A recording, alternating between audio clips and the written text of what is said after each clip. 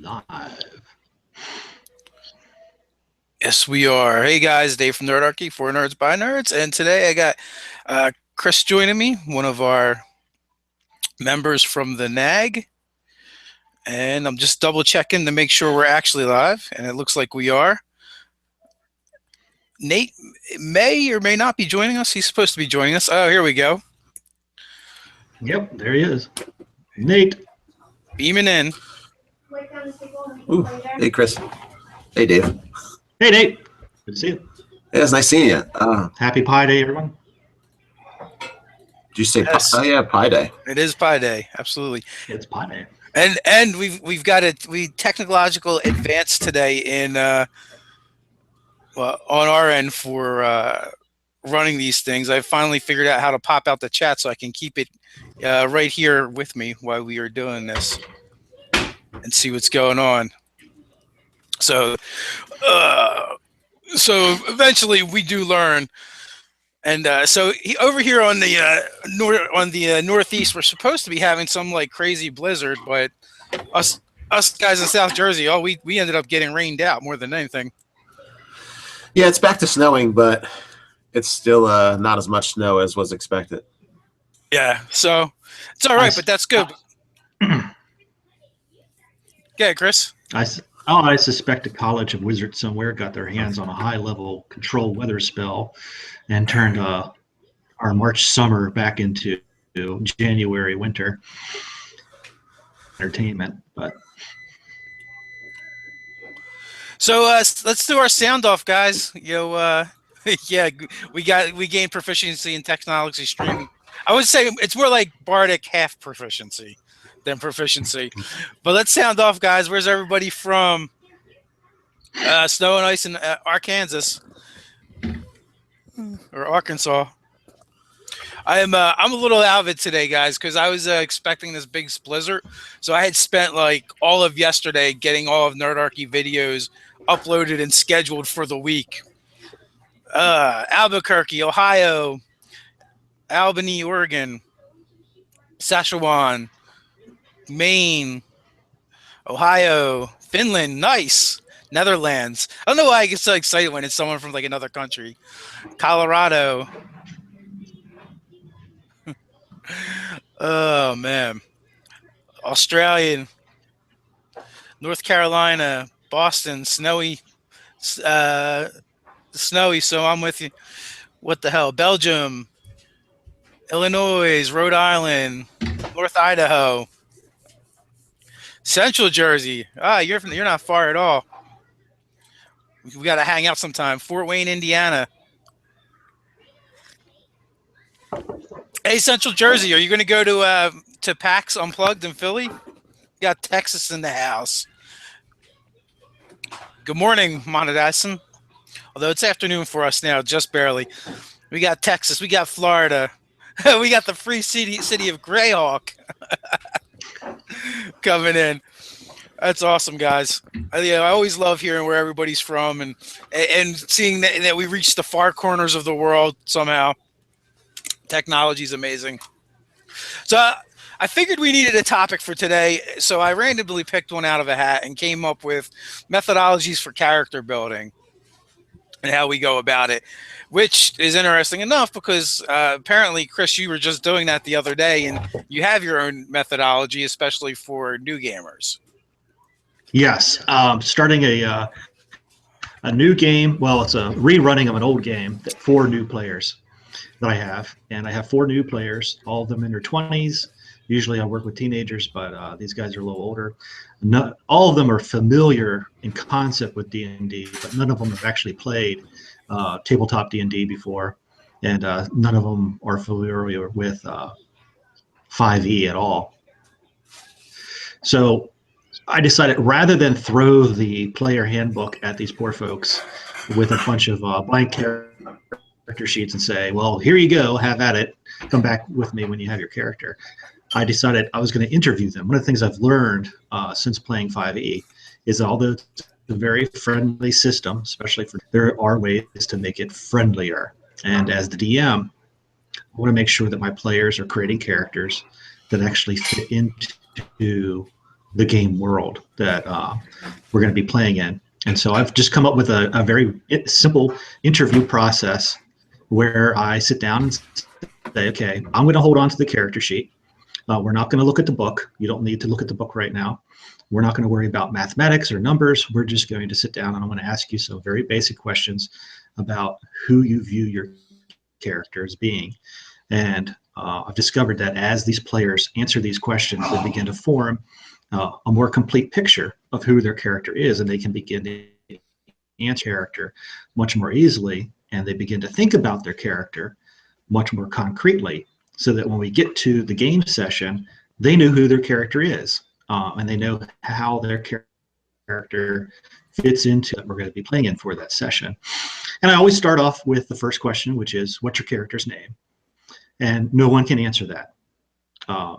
But it seems like it's a great question to start with, because it puts them in they have to think about it. It's in the back of their mind.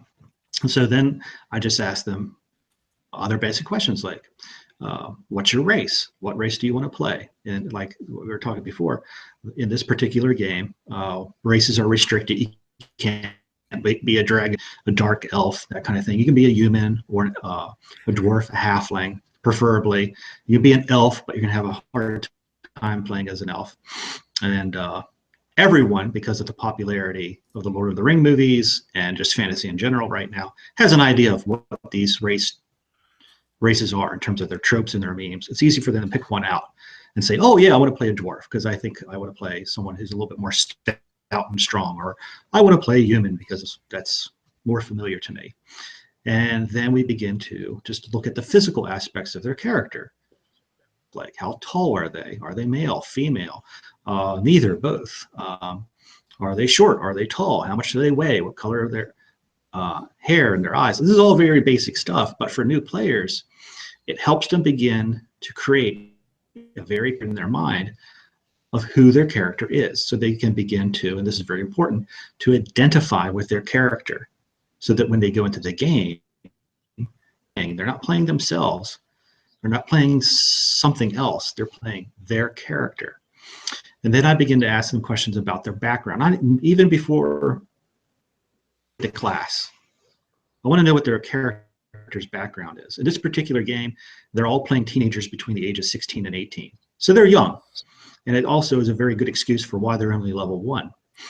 And so you grew up in this town. You've never left this town because this town is very isolated.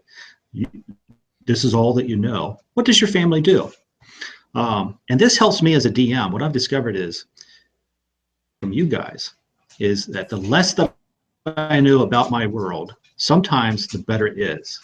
So when I was thinking about this game, I saw the town as having one big that served a lot of different purposes. And one of my characters said, well, I want my character to be a brewer. My family owns a bar and a tavern. I thought, okay, you know what? You're right. You can do that. Your family owns a small bar tavern in a different section of the town. So now developed, it has a lot more character to it, thanks to the idea of this player. And we begin to develop a little bit of a backstory for this player. Why does this player have such, when we finally get to the putting in numbers into the ability scores, and I'm telling them, hey, okay, we all know that 10 is the basic average Joe. There's nothing special about this character. So I tell them, this is how you begin to think about these numbers. Don't worry about the math that's behind these numbers. Just know that a 12 or 13 is a little bit better than average. A 14 to 15 makes you notable. Something stands out about you. Strength or your intelligence. There's one particular character who wanted to be a brewer or a brewer's apprentice, chose 8 for his charisma. I'm like, okay, so what is it about your character? Negative aspects, because you're going to carry a penalty now. People are going to react to you negatively. Why is that? Because I sit in the back room of my parents' house all day, just experimenting with making different drinks and concoctions, and I never go outside with people. And then that led him, once we had all those little bits and pieces of background together, like what does your character look like? What's your character's personality? Explain the rationale behind each of the scores that you chose for your abilities, to the point where like, well, why is that? What does your character actually do? And interestingly enough, Warlock, to help explain his negative charisma and his really high intelligence, is like, well, I get bored.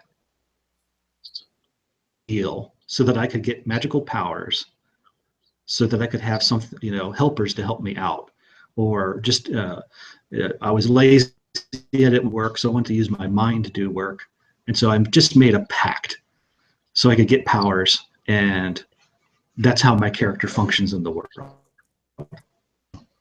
And so I'm discovering that this interview process, which this is really the first round I've ever done this. Could probably use it with a lot of them, but at the same time, I'm learning from it and how, especially new players, begin to approach their characters. Now, but these 4 people who've never played D&D before, each of them have a really good idea of who their character is, so that when we come together for the first gaming session, and I actually put them into, they know who they're playing. So. That's a great methodology, especially for the new player that comes to the table and doesn't really have an understanding of building a character. And also, I like the fact that you have them playing younger characters as well. We did that with my son in Ted's game because we figured it would be a lot easier for him to play a kid than it's going to be for him to play an adult. It's like playing up mental stats. It's the same thing with experience and maturity. They're just really hard concepts to role play if you don't yourself have them. Ryan in the series that he's doing for Easy Roller Dice at /Nerdarchy.com is doing a series for beginners, and he used modeling as a way to kind of express for a person to build a character is like finding someone you identify in fiction and building towards that ideal. And he uses example of Reinhardt from Overwatch, and like you pointed out, there's all these tropes that people now understand because in popular culture and media now we're getting exposed to it. People who would have never read the Lord of the Rings novels have watched the movies. Yes, exactly. So we can say halfling, or we can say elf, or we can say dwarf, and it conjures an image in their mind, which just makes it so much easier. I know. I bet a lot of you guys are like wondering if we're going to talk about the new Unearthed Arcana, and we're not. We're going to do that Monday like we normally do. Yeah, even though I know Nate is probably chomping at the bit. Monday's so far away. Yeah, I haven't read it. I opened it up and I was like, oh, cool. They put it's a full write up. There's the full. There's a full 20 levels. That's nice. And then I kind of was like glancing, and then I glanced at the page count, and like, oh my god, 28 pages. That's pretty beefy. So I know you guys are kind of excited for that, but we're gonna do that as a Monday release like we normally do. That's gonna be like the tricky part of doing these live chats too, is not stepping on the toes of kind of like our normal videos. But so for character concepts, for building characters and different methodologies, I want to say that I don't actually have like I don't know that I have a standard methodology, because sometimes I will come up with a character concept and then build mechanically around it. But other times I'll build mechanically and then match the story around the mechanics. And you could do either.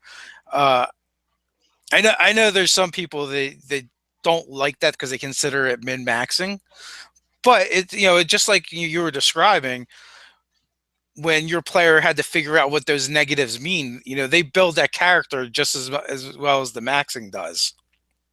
It helps like drill down and define those characters. There's a difference when I'm finding the interview process helps me as a DM because it provides me feedback. When I play, what I typically tend to do is actually probably tragic and cheesy is I find an image. I think, okay, find out, okay, what kind of world am I going to be playing in? What kind of game is it? You always have to know that, I think, as a player. And find an image of the character that I want to play. And like one character that I played, Peter Cushing. Peter Cushing's Doctor Who from the Doctor Who movies in the 60s. The image of him dressed the way he was in the Man movies really fit the kind of character that I wanted to play, and I wanted to play an artificer or artificer, however you want to pronounce it.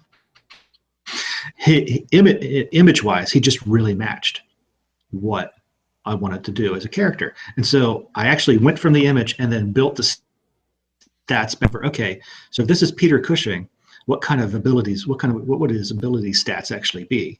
And so my own characters, I don't know if that's the best way, but I enjoy it. No, that's very valid. I mean, it goes back to that modeling. Which doctor was that? Is that the one with the scarf and the celery? No, that would have been Peter Davidson. Peter Cushing is the unofficial doctor. He was with the three. He was with Die-like Invasion of Earth and Invasion 2150, I think is the name of the movies, that were the first color films, and they released in cinemas. He's not actually part of the official Doctor Who timeline, but he played the character for theatrical release. Okay. Yeah. Not actually part of the 12 regenerations that we have now.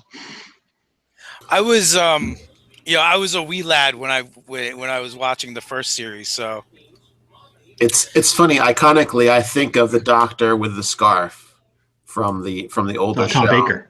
Yeah. That's who I think of from way back when. It's like, oh yeah, that's the main Doctor. That I must have just as a kid watched that many of them. Compared to the rest of the ones I saw. Especially for Americans, because Tom Baker that's when publicize and broadcast Doctor Who. So that's, for a lot of Americans, our first exposure to the Doctor. And now I'm getting us onto a Doctor Who tangent, which I can talk about all day. Do that. So as far as character creation for myself, I'm going to go and use my last big character as a model. I went with the Reluctant Cleric. I never played it before, and I wanted to focus on that. And I wanted kind of the race and the domain, basically what the direction of that cleric was going to be, to kind of be like go together. So I was like, well, race, elves, nature cleric, that makes sense. But I wanted him to be reluctant. I wanted him to have something really big in his life, like kind of like, I have life goals, and this cleric thing is really screwing it up. So I went with, he was from a family of merchants. He was expected to be a successful merchant. And that was like a conflicting situation where that was like merchanting when he was low-level cleric. Merchanting was the big deal. It's what he was striving for, what his purpose in life was. And then as he became less and less reluctant, or more understanding that he's chosen, it doesn't matter if he thinks he's worthy or not, then there was that shift. So I kind of built in the idea that there was going to be character growth. I knew what he was going to look like at 14th and 15th level, and I knew what he was going to look like through the levels in between, and how I was going to play him based on that. So that's kind of, I saw that more important. Like the stats really didn't matter at all. I was going to try and make deals regardless of whether or not I had a plus in my charisma modifier. I was going to try and merchant my best merchanting without any of the stats to back it up. There was no skills. I mean, except for persuasion's helpful. And I made him a noble to also have that kind of, he's a guild merchant in name only, not in the background. So I made him a noble as his background to kind of go along with that. He has other things and other drives. He's got family devotion. He's got his own personal goals, and none of them are be some hippie cleric in the woods, saving trees and growing crops and stuff. So I found that those two motivations and my understanding of what the character was going to look like at 20th level was more important than any individual skills or powers I was going to get, besides, you know, being a cleric. That was pivotal. But, you know, cleric could have been just some guy who preaches to people. It didn't need to be a guy with super magic powers and resurrection and stuff. So we haven't really talked about this. So, like, your character's arc, because he's the reluctant cleric, is the idea for him to eventually come around to embodying what that deity has chosen him for? Or will he rebel forever? No, he's been coming around. It hasn't come up too much because we haven't been... he still likes to make deals, so he still wants to... In every day, like every conflict, he tries to figure out how to kind of strike a deal that's happy for both parties.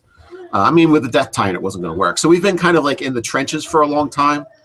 So my character's been fighting a lot more than he would like. But he's also getting mass amounts of treasure, which he found is actually better than merchanting, if you're willing to put in the risk. And that's definitely, you know, definitely the amount of power he gets from his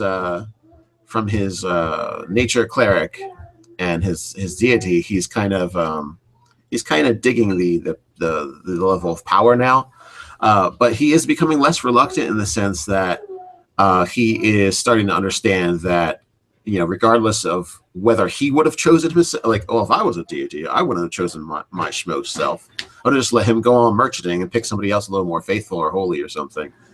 So he's gotten over that and decided to more trust in what his deity's decisions were in picking him, and figuring out that he does actually have a purpose. He just figures that he's going to go along with it more than he was. So he's been less reluctant over the past few levels. And you know what really changed? What really changed is that time when Scott almost killed that guy with the fireball. That was a big deal because when he brought him back from the jaws of death, Arbalae's really saw the magnitude of what was possible, and what was possible through his deity, through him. So that was kind of a big turning point. So it was really good that something like that happened, where he had to bring somebody back from death. So what I'm curious about is what Arbalae learned about warding bond to Aeson. Aeson, you know how sometimes you pick the worst friends? I feel like Arbalae picked a really, really bad choice for a friend. And he doesn't want to see him perish.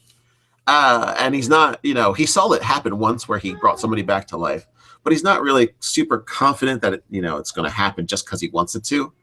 So he's not like, oh, I'll just raise Aeson if he dies. No, he doesn't have that perception of it.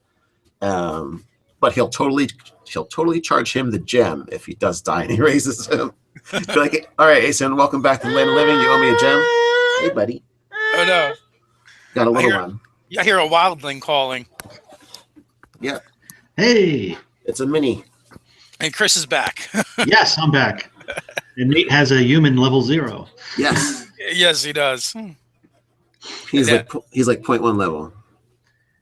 There we go. Nerdarchy in training. Yes. So I found that, I allowed different things to affect him, because I knew I was going to eventually have to bring someone back from him. I thought that was going to be a party member, but I knew that was going to be a stepping stone towards the eventual what's it called? Rise as the non-reluctant cleric, the accepting cleric. His story arc. Yeah, his story arc. So he's reached the peak where he understands what's going on better, and he's now he's less reluctant and more accepting at this point. So from now on, it's going to be more and more acceptance of his role in life. And who knows? Eventually, he might just give up. He might eventually just give up his merchanting thing and walk into the woods. I'm not sure how that will work out. That's all going to depend on what happens in the stories. Wait till he gets back to Gryffindor, to where he has the lodge and the shrine. and he realizes it's been infested by a couple dozen pixies. Oh no! Oh yeah, that's right. So Sisterhood of Sorcery. yeah. The So Scarlet Sisterhood. That's right. yeah. So I actually have a game coming up tonight that I'm playing in on a Twitch channel, which I should probably pull that up at some point and let people know. But I'm playing the Stone Origin Sorcerer, and in this case, I just wanted to do something that I haven't done before. I haven't played a sorcerer yet, and I wanted to test out some Unearthed Arcana archetypes, and of course, I ended up being a dwarf, and one is like, I haven't played a Hill Dwarf yet, which is much different than a Mountain Dwarf, clearly, and. Part of that was mechanics as well. I wanted to maximize the hit points from being a Stone Origin Sorcerer, along with the Hell Dwarf, which makes for a super tanky character. And I'm looking for this, and I don't know if they're going to let me put it in the chat, but I'm going to try anyway.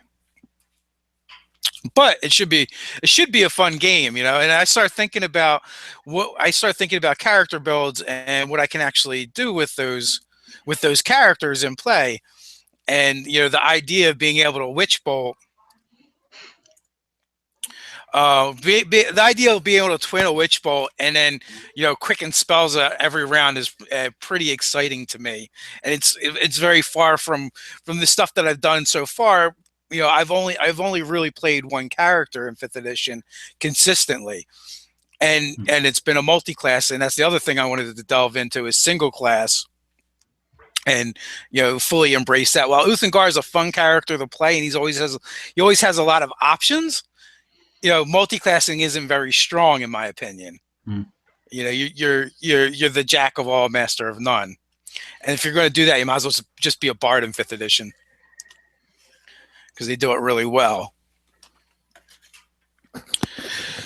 So what about you guys in the chat? Do you guys have any specific build questions or builds you guys want to share? I know you guys have been chatting back and forth over there. Yes, you can only concentrate on one spell at a time, Artwood, but Witch Bolt, you can concentrate and have it going on every round and then quicken spells that are not concentration. So one round of glory, pretty much. I think with previous editions and throughout the years of gaming, like Scott was talking about, or Chris was talking about, and sitting down and kind of doing that player interview when you get someone new and trying to flesh out their character for them. I think nowadays we kind of like fold that into a session 0. So is that what you do with your interviews, or is it like you grab each person individual? For me, yes, I did it individually. I gave each player enough information. I give my players enough information about the world so that they can understand what their character is playing in, what they're, especially with teenagers, teenage aged characters that are 16 to 18, what they've grown up in. I give them just enough information. I don't try. One of the things I've learned from you guys is don't overbuild my worlds. So I've really cut back on the world building and detail filling in and stuff like that. So I give my characters just enough information, which typically is all I know about the world at that point. And in this case, I sat down with them each individually because it wasn't necessarily the case that they were going to know one another or be related to one another in any way. And it wasn't important that they know one another. In the particular scenario, they are this town every year takes the best of the young adults, these teenagers, and they put them through what they call a rite of passage. So the town is big enough that you pretty much will know everything that's going on, but big enough that you don't know everyone personally, small enough that you have an idea of what's going on in general. So it wasn't important to me as the DM for this game or for them as characters to go through this as a group. We did it. I just did it individually. And it was very interesting because now what we've come up with is a very interesting group, a very interesting party that are going to have strengths together, but at the same time, there's going to be I see the potential for a lot of interpersonal conflict with this group on this particular adventure, because three of the four have chosen personalities that I would describe as asocial for their own particular reasons. They have different backgrounds, different motivations, but in general, they all exhibit what is very strong asocial behavior. But they're going to be put into what is essentially a survival situation.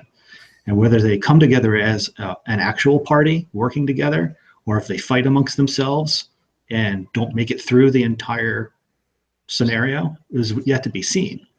From a DM's perspective, I'd love it because it creates so much more potential for the unknown. And it puts more challenge back on me for being ready and prepared to give them appropriate challenges and to react to their own characters' reactions to what's going on, and be ready for taking the game in a slightly different direction than I was initially envisioning. We will have a session 0 where we'll all get together as a group and we'll go over the social contract and we'll go over the world one more time so that everyone's ready. And then we'll get into the gameplay. But I think for the interview process, for just building characters, in this particular case, doing it one-on-one worked really well. There might be situations out there, or just DMs who prefer to do this as a group. The problem with that I see is it's going to take a lot of time, because it takes about an hour per person. That's right now. Maybe I can find ways to do it more efficiently, but I found that an hour is an appropriate amount of time to sit down with someone and develop a complete character. One of the things I've run into with this edition, with every edition, is that when you have someone who picks a magic user, that makes it much more complicated, because now you're delving deeper and deeper and deeper into the player's handbook, and you have to go, especially for new players who have no idea what the spells are or how the spell mechanics works. And even at first level, where you have to pick your cantrips and your handful of first level spells, that can get very draggy. And I can see people begin to disconnect a little bit, going, oh, okay, how much more do I have to do of this? So it really depends on what kind of character they choose to play. If they choose, the rogue types and the fighter types are really easy to get through. But when you get into magic users, it's just the mechanics of the game weigh it down a little bit. So I got to find a way to do that better. The burden of choice. I think like spell cards make that a lot easier. I don't have those yet. Yeah. Yeah. Well, even if you were to like make them up or whatever on index cards or something, where you just put them, they could just look at only what they need to, because one of the things about the player's handbook is the way it's organized is everything's together. So you're going to be distracted by all that things. One of the things that I'm seeing in the chat too, and I've seen it in game a lot, is players that like to find imagery, find pictures, and then build their characters from that, which is and that's just another form of modeling as well, where in some ways it's better, I guess, because you don't really know what that character can do, because all you have is a picture. So it kind of lets your imagination wander, and you have to imagine what they can do. Whereas like Conan, you kind of know what Conan does. If you want to build Conan, you kind of know what you're doing. But the problem with that is a lot of times, you can't match up to the expectation of that character when you're first starting out. So having just an image or something like that to go on, it can be hugely useful. What about you, Nate? What would you say is your go-to when you're creating characters? I missed most of that conversation. I had a child thing going on. So my go-to for creating characters, usually it's a concept. It doesn't necessarily I usually have an idea of how the character is going to act. Sometimes it starts with just a facial, like a face they like to make all the time, like an attitude. I had a necromancer who would animate a rat bat sewn together like doll he made. It had wings and it looked like a miniature demon, and he made a sword and shield for it. And it was his it was like his way of interacting with the world was to talk with this and see what it wanted to do. So it was kind of like he was the puppeteer, but he was also acting out what he was. It was like a whole dynamic where he was the person, but he was also the puppet. And he would that was like the general gist is what I was, and that he was crazy. He was bonkers mad, and that was the basis. A guy with necromantic powers who was an absolute loon. But he was never necessarily. He wasn't like super evil. He saw necromancy as a method for. He wasn't evil in the sense of I do bad things because I like it. I do bad things because it's just a byproduct of me living in the world and having like a life. So it was like kind of like that macabre friend, like I have made my own zombie friend that I hang out with and talk to. But in this case, it's this comical looking like perched like a parrot on his shoulder thing. So I mean, I thought up the concept of, hey, wouldn't it be funny if a necromancer had this little pet that was actually dead, and he hung out with it like it was like a puppy that was talking to it, like, oh, puppy, oh, what do you want? Oh, that's right. Let's do this, that kind of thing. So Norman Bates. Yeah, I guess. I'm not super familiar with that whole series. I actually don't like a lot of horror and stuff like that. So I like psychological horror, but I haven't really gotten into the whole Bates stuff. So, yeah, and I made this character up, I guess, like 15 years ago. So I definitely didn't know much about it back then. Now it's, they redid, what, are they having a series and everything like that now? Yeah, I haven't seen the series. Yeah, well, there was only the one movie when I had made this character up, so it wasn't really in the public dialogue much. So that's I usually take a concept. I have taken just a role or like a character ability and said, yeah, I want to base my character around this. Like, I want a blade singer, or I also had a battle mage that his whole thing was stacking all of the things that gave you pluses to physical abilities. So when you could cast bull strength, cat's grace, and I don't know, whatever the constitution one was, all at once, because there was no concentration ability back in 3rd edition. I think it was 3rd edition. And he was a gray elf battle mage. So before, I didn't think they had blade singer at the time as a thing, but he was more of like a war wizard. And that's what I went with. It's like, I want a guy who can stick it out in combat, even though he's a wizard, because he has all this magical ability bent towards you doing that. So that was a lot of fun. I feel like I don't really have like a set way for creating my characters. I will focus on like various things at different times. I remember I had a kind of like paladin like character in 3rd edition who was more like, the Justicar type, and he was actually convicted of being a thief, and they lopped off his hand. And and I had his hand replaced with a warhammer head instead, and he would fight with a bastard sword and a warhammer, but at the same time, he was all about enforcing the law and hunting down oath breakers and trying to redeem others, as he himself was redeemed. And that was like the whole concept for that character. But I think like I built that character around the fact that I just wanted to cut off a hand and have a hammer.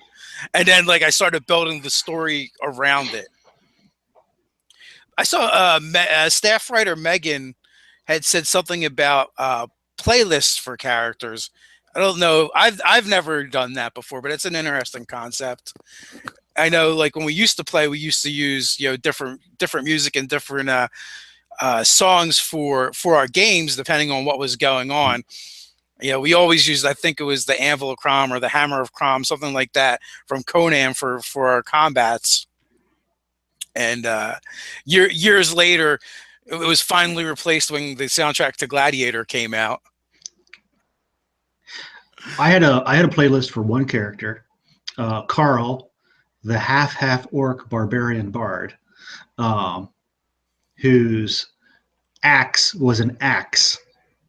It was a guitar, and I had put together a playlist for him for his different bardic abilities, and just to sort of, it was a play by post game, so we were just doing it over a forum, so it wasn't live tabletop or even visually like this. But it was good to have the playlist to understand what his sort of like characterizations would be during casting a spell or during an encounter or a fight scene, especially, because it just added a little bit of dimension and added a little bit of life to the character. But I didn't get to actually use it like in live play. So he was a fun character. He was a lot of fun. So I need to bring him back somehow. Staff writer Maggie again. My fiance once suggested using necromancers and having people sign up for post-mortem military service for money. That's actually a thing in Ebron. The Karnoffs did that, Yes. and but instead of being something they got paid for, I believe was like civil duty, and they would raise their dead and as armies in the Great War. But then, interestingly enough, it turned out that the king ruling over them actually was secretly a vampire anyway. So go figure, he was all for the undead army, and he was a really good politician, so he was able to sell it on his people.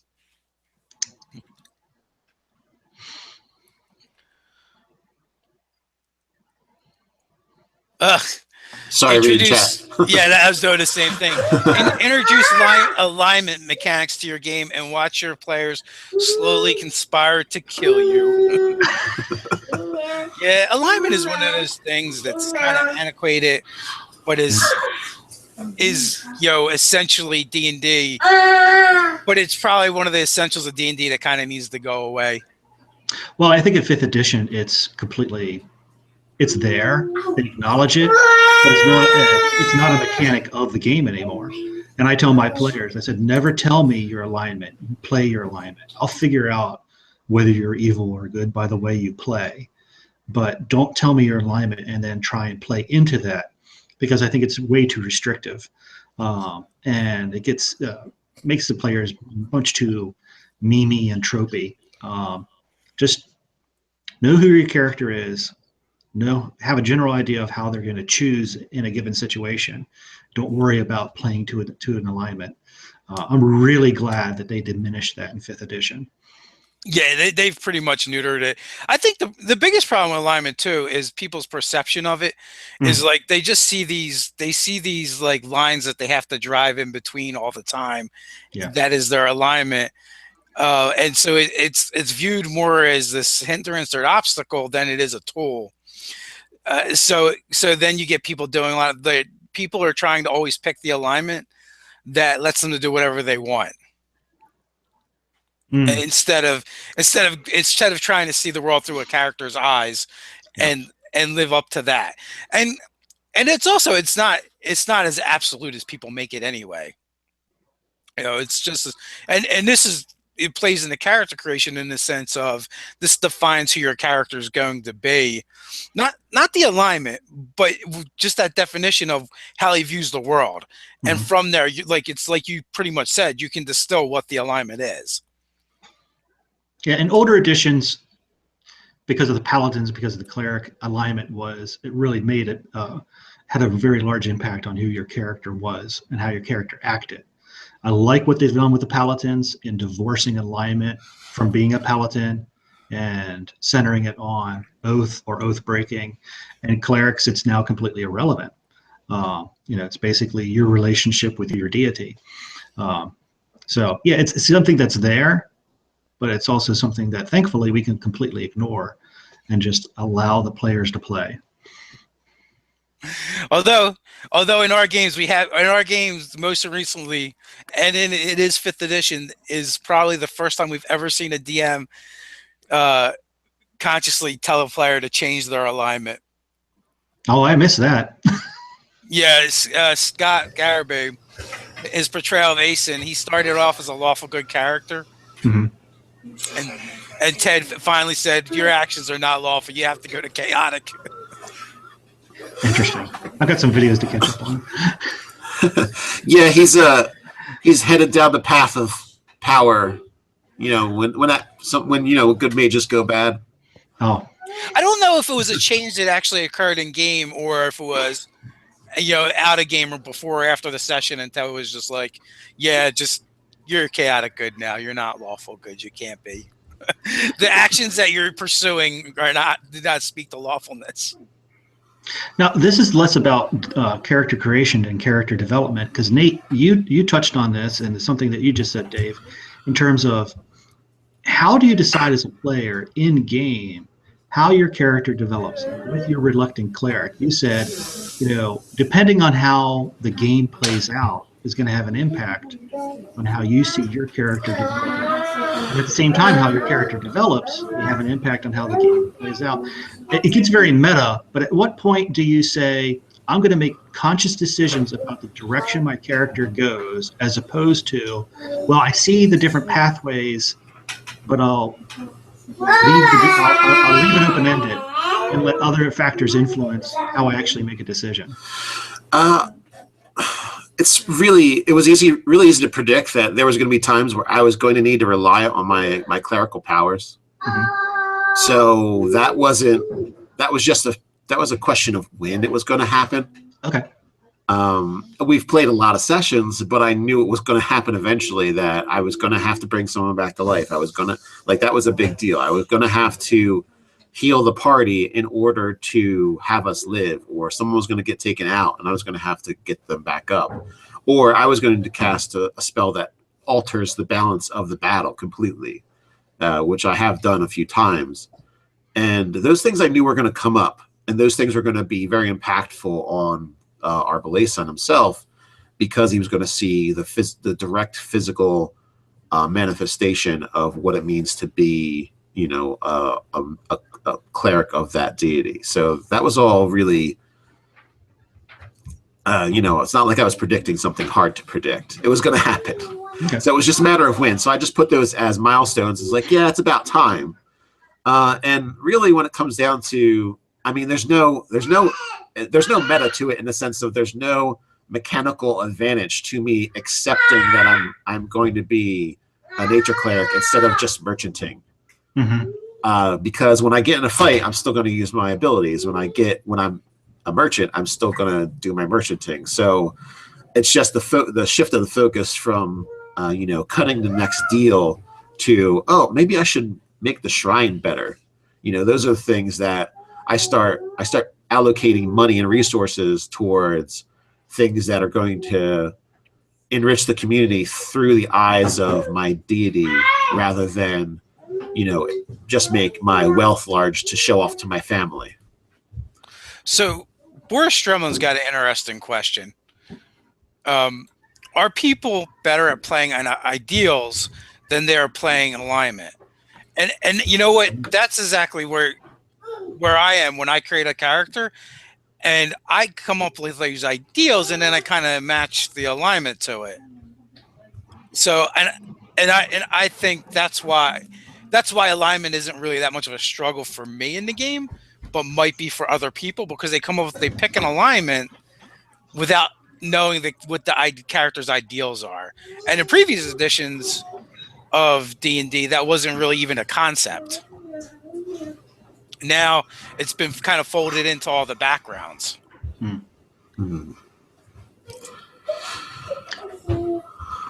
You know what? I picked my alignment based on, for my character, I picked my alignment based on what I knew was going to be his ideals. His ideal is making a good deal, and for the betterment of himself, but also so that both parties are at least happy with what they've got, if they're not necessarily happy with how the deal went. And you need lawfulness to have a good deal happen. And you need to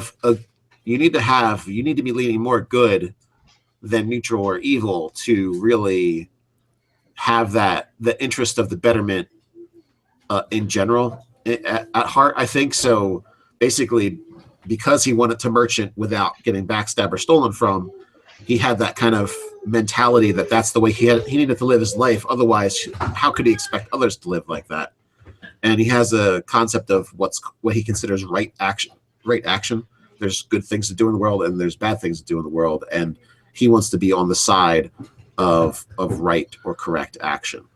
And he wants to build up society, not have it crumble to dust and chaos and disorder. So he does have ideals. I didn't say, how am I supposed to be lawful good? I said, this is what I want to do. It happens to be lawful good. So it's funny, we've devolved into an alignment discussion, but that's fine. These things are going to go that way. When I construct a Uthengar's personality, the driving factor for Uthengar is and always has been a sense of duty. All right, so again, that dictates lawfulness, and because he puts his duty above other things, and that the ones that he holds that duty to above himself. Telephone. Because he puts those things above himself, I felt like that makes him good, as and not selfish or self-centered. So it is interesting how that works out. By coming up, I feel like anyway, by coming up with your ideals for your character, and almost like the guiding forces in his life, the alignment really does pick itself, and to me that's where people struggle, is figuring out where that's going to fall. I had a character whose driving motivation really determined a lot. He was on a quest to restore his daughter. His daughter had been turned into a trinket by an evil gnome, and he was driven by a very strong sense of shame and embarrassment over the fact that he allowed this to happen, and an obsessive motivation to right this wrong.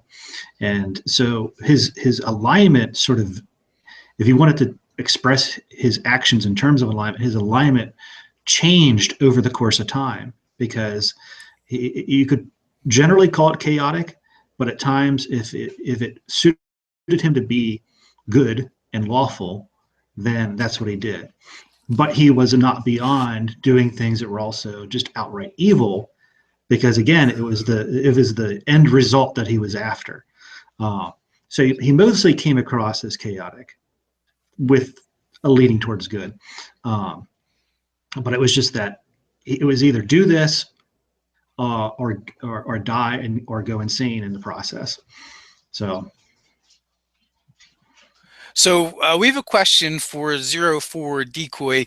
For the groups that roll their stats, how would also rolling for your race change the dynamic for character concept creation?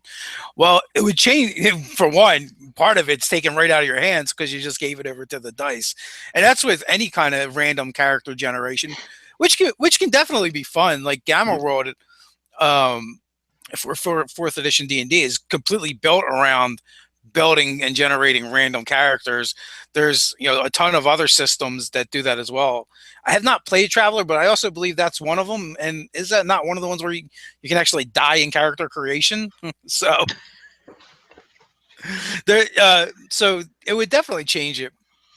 But that being said, like, does it mean, if you're talking about randomly rolling stats and randomly rolling your race, it depends what kind of player you are. Do you actually care about, having an optimized character or not? If you don't, all the choices that were available to you before are still available to you, except for you're going to play it as an elf or a dwarf or whatever it is you rolled.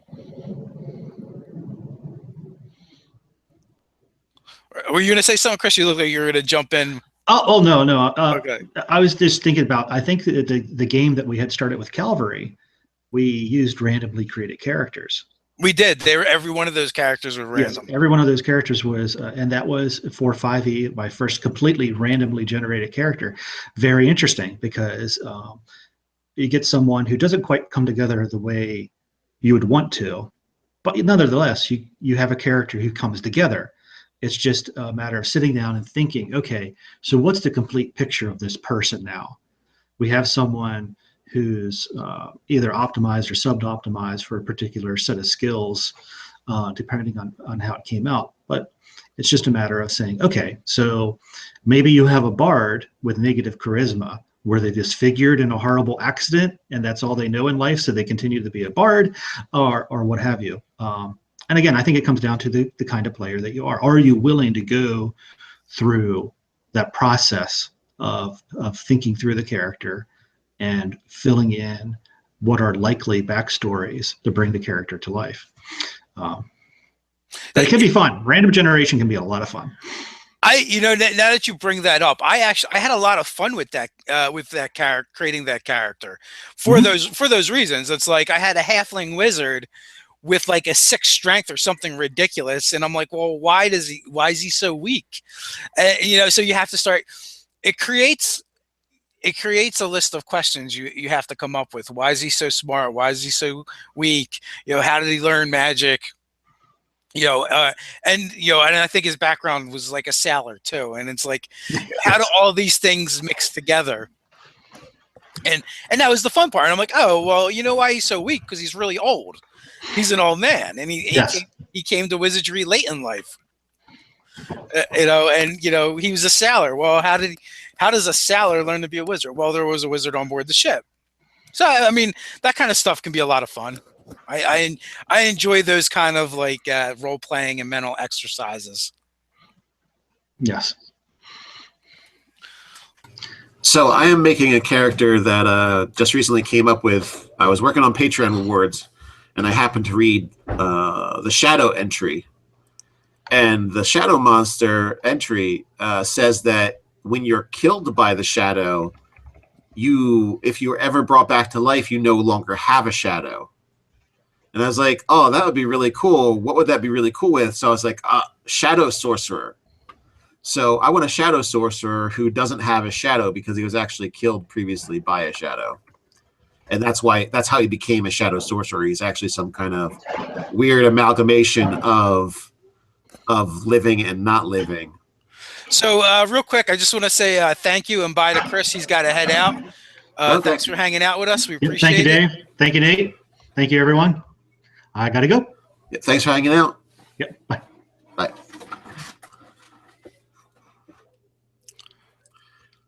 So Shadow, no, that's fine. I mean, that was good that we had to say, I didn't want him to just leave and be like, where'd Chris go? Yeah, so the Shadow, I looked up the Shadow entry. I said, wow, that's really cool. Wouldn't it be nice to have somebody without a Shadow? And so I'm going to go Shadow Sorcerer. I don't know if I'm going to multi-class, but for right now, that's all I've got is a Shadow Sorcerer who doesn't have a Shadow. And from there, I don't care really about his race. I mean, maybe human, maybe halfling.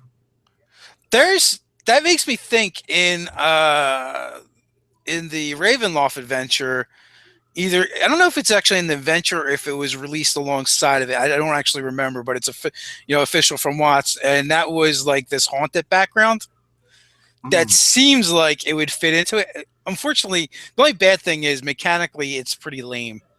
Well, another thing is when a shadow monster takes your shadow by killing you and you brought back to life, the shadow knows where you are, and it kind of wants to antagonize you in some way, maybe make sure you're dead. But he doesn't.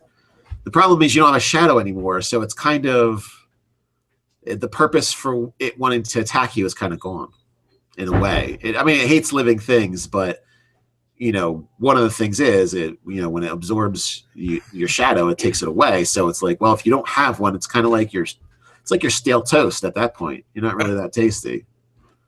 That's funny. That's definitely interesting. And by the way, guys, we had Chris on with us. He's one of our original 9 of the NAG members, which is our upper tier Patreon reward level.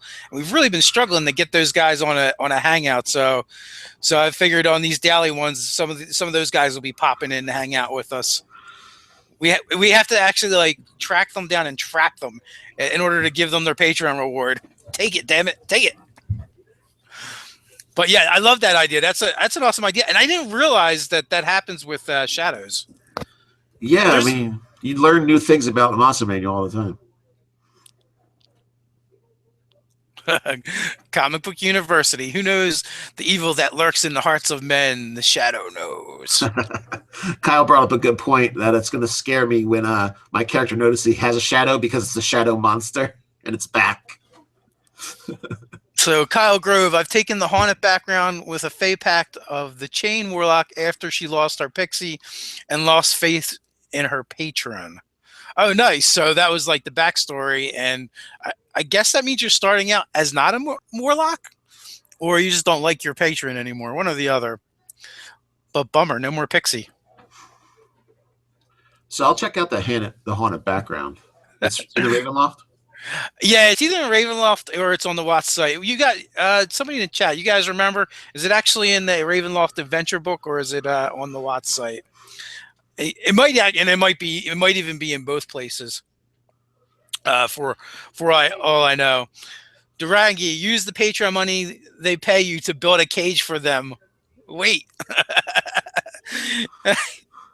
that might be an idea. We'll just start accumulating tiger cages. Full of patrons. Artwood says it's in the Ravenloft adventure book, which I have around here somewheres. Probably. Oh, it might be behind me. That's right. I actually put books on a shelf finally instead of stacking them all over my basement. But anyway, guys, we are at just above the hour mark. I'm going to try and keep these to an hour or possibly less. And every day at noon, we're going to be doing this. We're going to be hanging out. It'll be me and somebody else most likely. Nate and Ted will pop in from time to time. It's very unlikely you'll see Nerdarchy Ryan on any of these. I'm hoping to maybe get some of the staff writers on here. Maybe William Coletti. How do you say his name? I don't know. William University, Professor Bill from Comic Book University. I was hoping to maybe invite him on sometime. He's in the chat even right now. So you're invited. You're invited. Yeah, we could talk about comic books. Yeah, Monday through Friday, right? Monday through Friday. That's it. So yeah, we got this week all planned out. Thursday we have Brian Feaster for Open Legend RPG. So if you have an interest in other RPGs, it would be a good day to come check that out. And you'll also be able to ask him questions about his game, which he's got both Matt Mercer and Ed Greenwood working on his campaign setting world book. So that should be oh, please, let's talk comics. I knew some of you guys might like that idea. It's funny because we had a big comic book movie discussion before Ted's game, and one of the guys is like, "Why is this not being recorded for Nerdarchy?" Can't record it all, guys. Can't record it all until we do Nerdarchy, the reality show, inflict ourselves on the rest of the world. So, guys, I will catch you tomorrow. Same place, same channel. Until next time, stay nerdy.